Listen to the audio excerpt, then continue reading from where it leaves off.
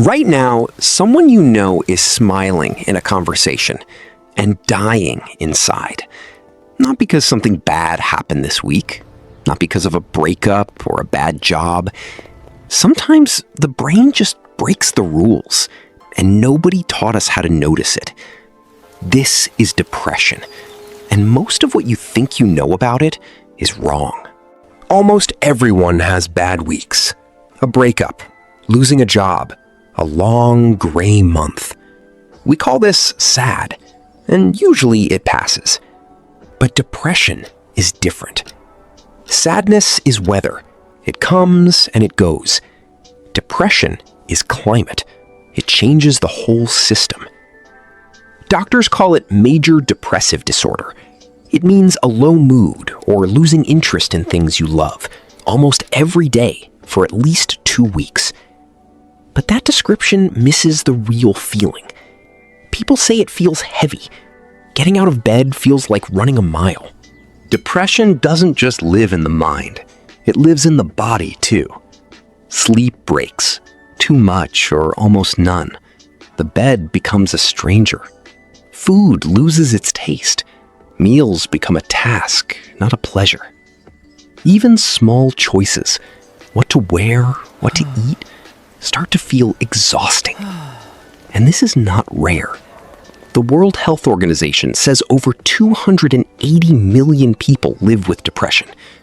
So someone you know is dealing with it right now, even if they never say a word. So where does it come from? There is no single answer, and that's exactly why it's so misunderstood.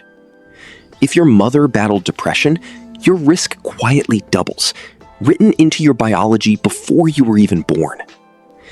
Inside the brain, chemicals like serotonin and dopamine help control mood. But the old idea, depression is just a chemical imbalance, is now seen as too simple. Sometimes life pulls the trigger. Loss, trauma, long stress, loneliness. And sometimes there is no trigger at all. No reason. It just arrives. This is often the hardest part to explain, not just to others, but to yourself. One of the most damaging myths is that depression is a choice, a weakness, something you can just snap out of. It isn't. Telling someone with depression to just think positive is like telling someone with a broken leg to just walk normally. The mechanism itself is broken. Here's the good news. Depression is treatable. Most people who get help feel real improvement. Therapy, especially cognitive behavioral therapy, helps people notice and interrupt harmful thoughts. Medication can help balance the brain chemistry involved, especially in serious cases. Exercise, sunlight, sleep, human connection. All of these show real effects on mood, not instead of treatment, but alongside it. For most people, recovery isn't one dramatic moment. It's small, boring, repeated steps, slowly rebuilding a life that once felt out of reach. If you remember one thing from this video, remember this. Depression lies. It tells you that you're a burden, that nothing will change, that reaching out isn't worth it. None of that is true, even when it feels true.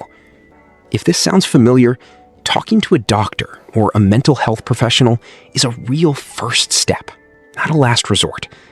Understanding depression won't fix it by itself, but understanding it right is what makes it possible to ask for help and to give it.